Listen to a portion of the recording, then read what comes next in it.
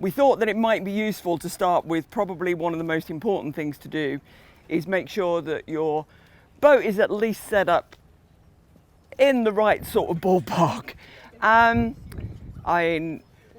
is a lot of detail in, if you've got a Wayfarer, there's a lot of detail in either one of these books. I believe there's a copy of this upstairs. There is probably a copy of this as well, but all of this information is also available on the Canadian Wayfarer Association website. The only thing that which is all free. The only thing I would say about if you do use some information from the Canadian Wayfarer Association website, consider joining, because it's, you know, sort of like it's a good free service basically, but you can join as a supporter. But we're not doing a rig training session. But David, do you want to just do a few basics? I mean, it's sort of like make sure your mast isn't inverted. Yep. So you got your rig tension on. You've got it on yet?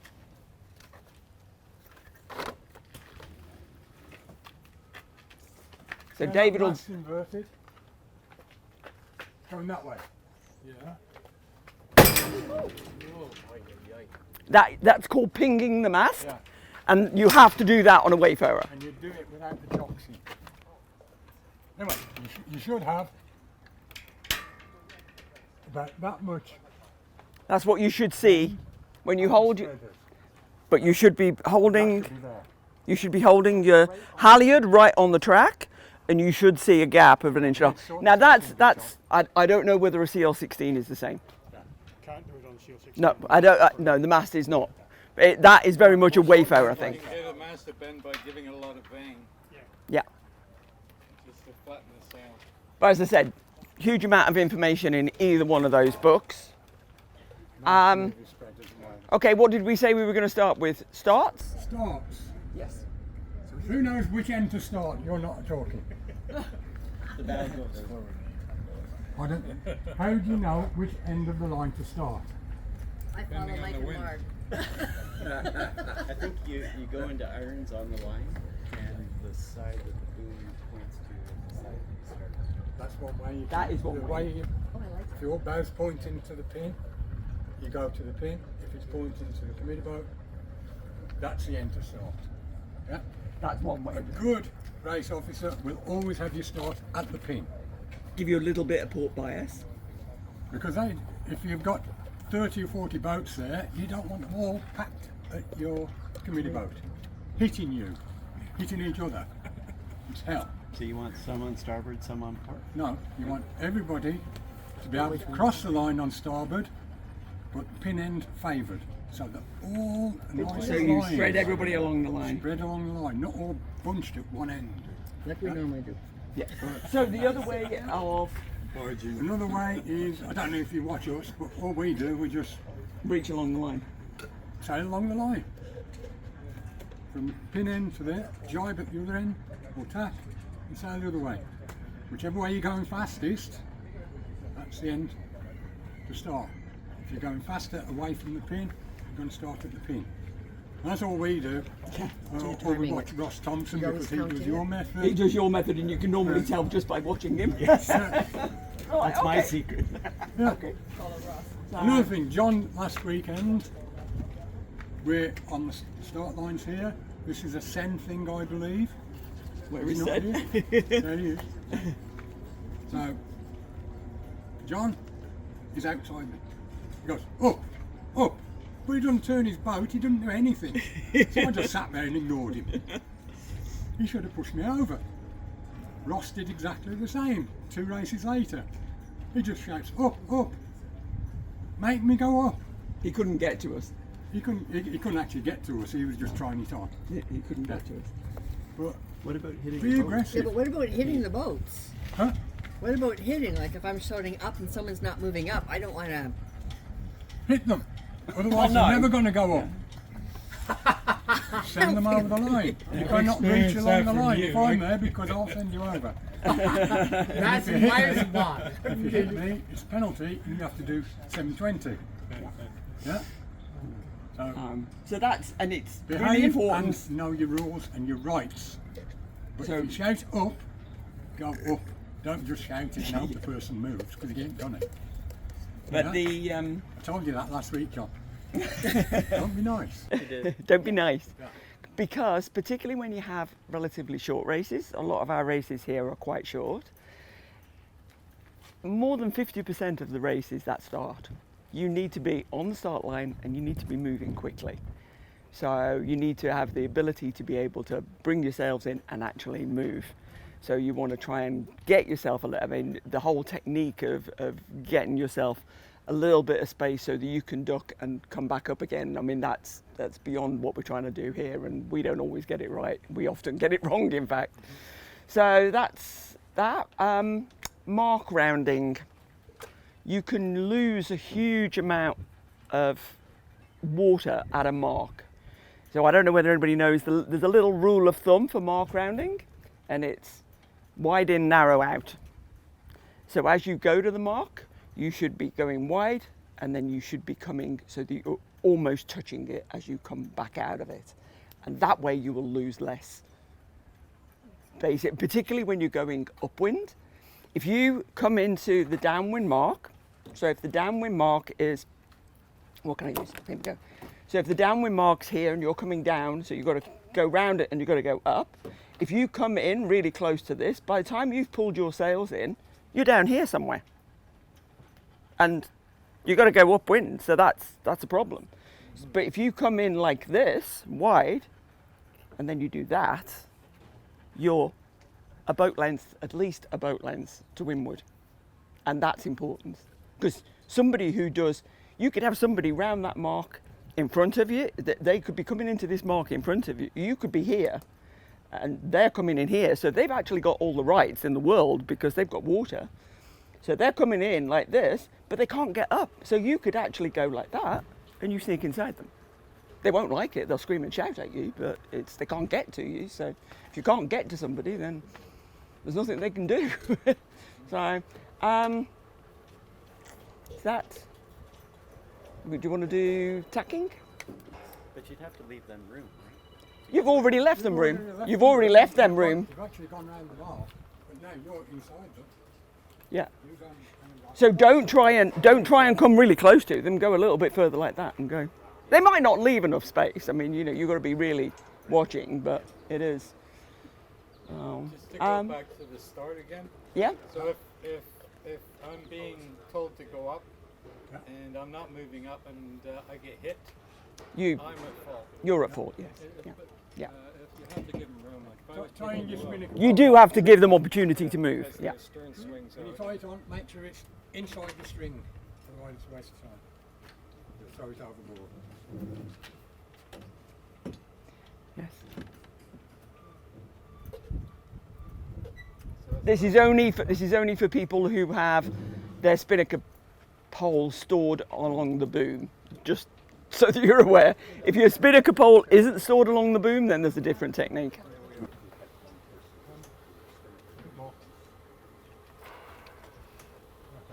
Here we go. So, rule of thumb for the spinnaker pole height is that's thereabouts, to be honest. It should be bisecting the forestay pretty much at right angles.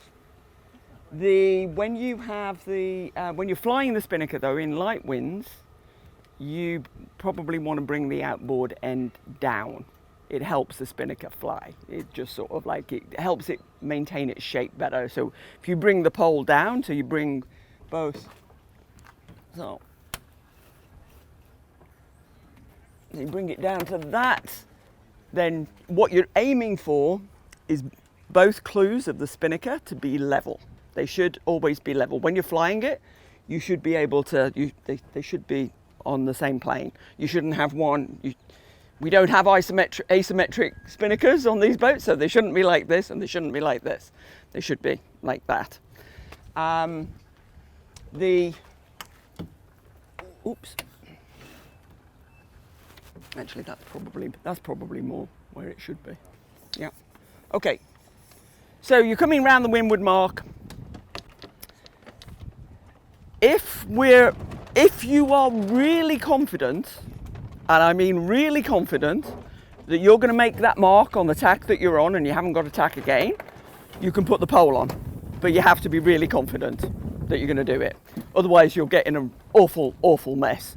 So I would probably recommend that nobody does that. It's sort of like what we do when we're hoisting the spinnaker. So I'll get it ready. I'll have, whoops, for the people who've got them, this is called, I call it a twinning line. People call it barber hauler. That's this here. So you make sure that the one on the leeward side is off and the one on the windward side is on. And whether you have the pole hooks up or down doesn't make the slightest bit of difference. It's personal preference. So you put this in, so you're going round. What you should be doing is, and now this applies to a Mark IV. This does not apply to boats that don't have the launcher. So, okay. So while the helm's pulling them up,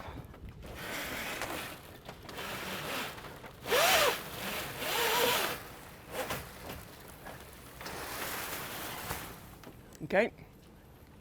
And your aim is, as I said, to have both clews level. And what you're looking for, whoops, is you're looking for that edge to break. So the windward edge to break like that. Woo. Ooh. Okay. This might need. Okay. Now, jibing, it depends on whether you're going to jibe reach to reach jibe. Woo. Hang on a minute. I think maybe we might have to take this down. Just jibe it first. Jibe it? Okay. So if you're doing a jibe on a run, as crew, you pull this on. You take this one off. You pull your sails round. Pass them to you. Whoops. Hang on. You got them? Okay. You've gone too far. And then I'd be holding these now, with the quite short out there. You jibe the boat, and you jibe oh, the somebody jibe the boat. pull that front end round. Pull the front end of the boat.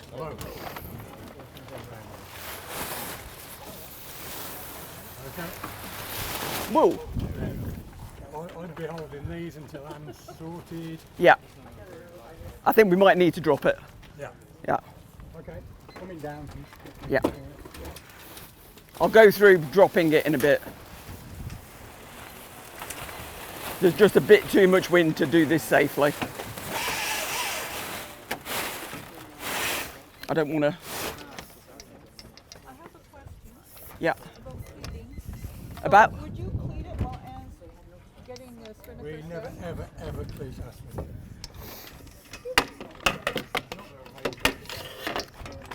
So when we used to smoke, we used to cleat it. We used to cigarette, we cleat it, but that's the only time ever we cleat it. These are just a nuisance. So you don't clean the far side when you're holding the one? But we have, Use the barber hole. so we have these, and we have, if we had our boat here, we'd be able to show you. You've got them on yours, haven't No, you? we took them off. The bubbles. Oh, We have you have the bubbles? So basically, The bubble back here that stops there. it stops the pole going That will any stop your pole if you going want any to further force it. forward. Okay, that's why you don't need. Yes, that's why we don't need to cleat it. And you have a bobble here too? No, No. no. Just to stop Just it on from- this side, it's just to stop it going through there. So, okay, I'm just trying to see the length again. It's around- Well, it round will, the back by the tail. Mark, it will be whatever it is for the pole to be just shy of the forestay.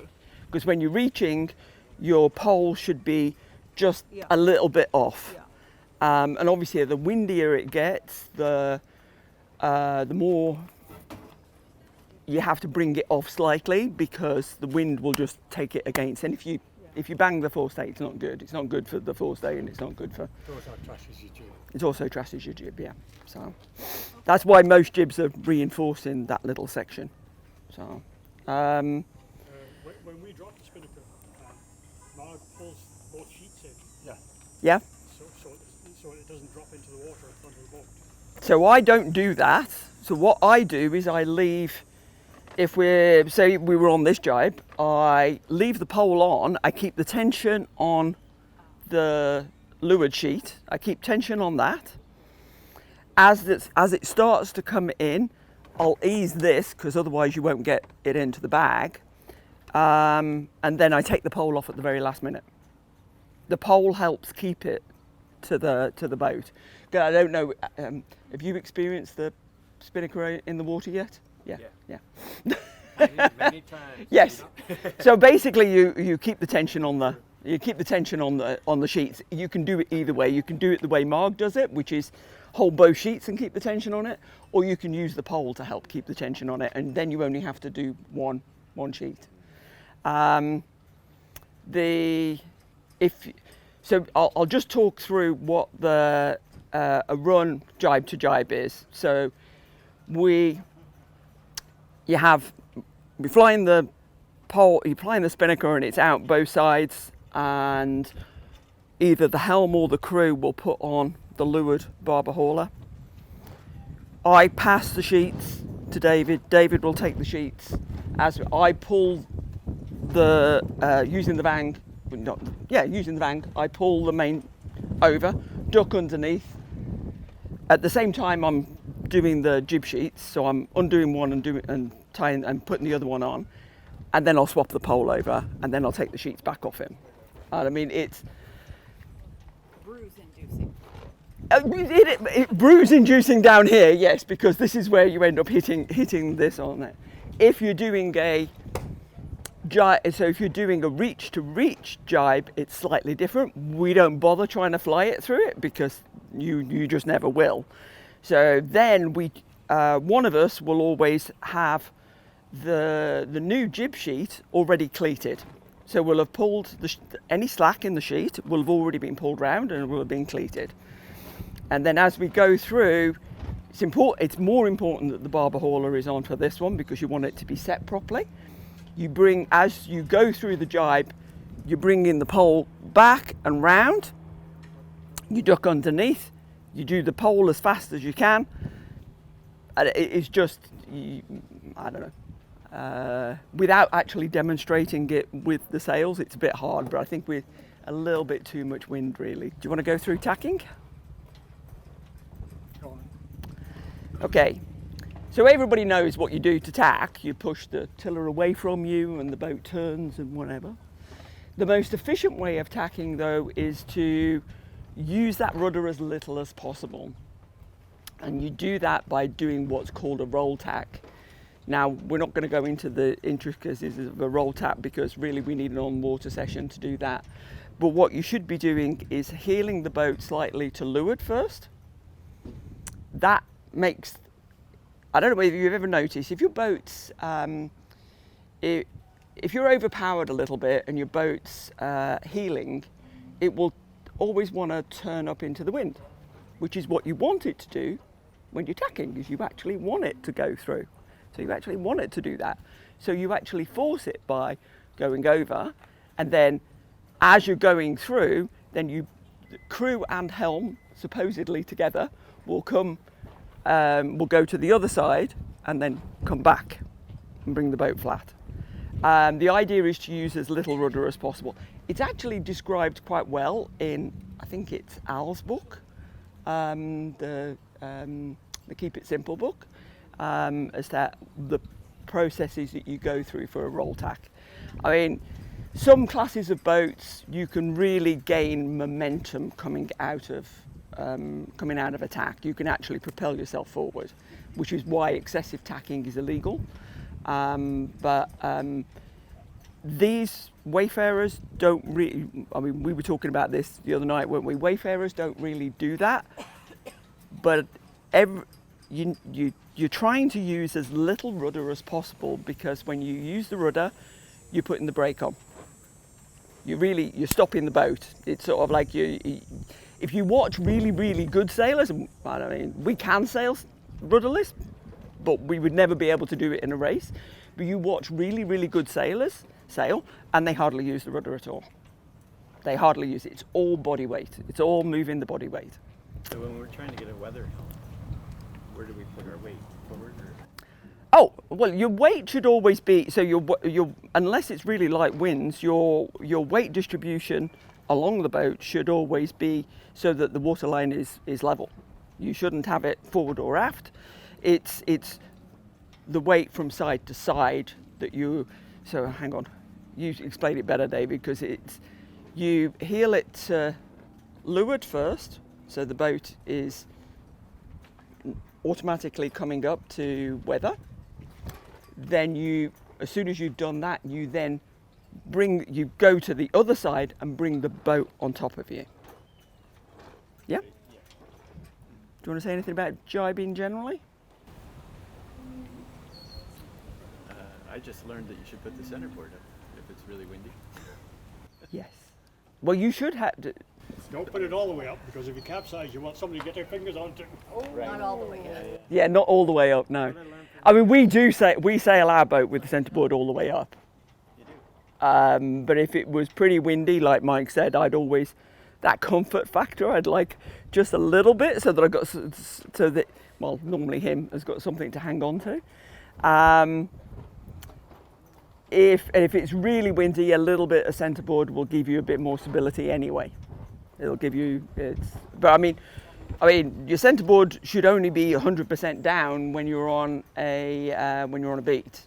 As you go off the wind, you should be bringing your centerboard up, and it certainly helps to jibe if you don't have your centerboard. If you have your centerboard fully down, basically what happens when your centerboard is fully down and you jibe, the boat trips over itself.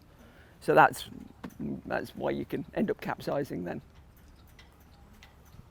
What you guys told me is jibing is a lot easier if you're moving. It is. If you're not moving. If you're not that's moving. when you can get into trouble. It is. When it's, I'm always terrified when you can't get, when the boom wasn't, I mean, Mark's saying, yeah, I mean, it's horrible, isn't it? When the boom won't move, and it's sort of like, crap, what's the, it's like, they're a lot easier to jibe though than the previous sail of the class of boat we used to sail on. So, When you're jibing, did you recommend easing off on the bank? yes, we always do. We always do. Sometimes forget. And to be honest, the one thing, I mean, all the books will tell you about easing off on outhaul. We virtually never bother. It's sort of like, I think we did it on the last leg of the last race last Sunday, because we wanted to make sure we were in front of, who was it? Ross.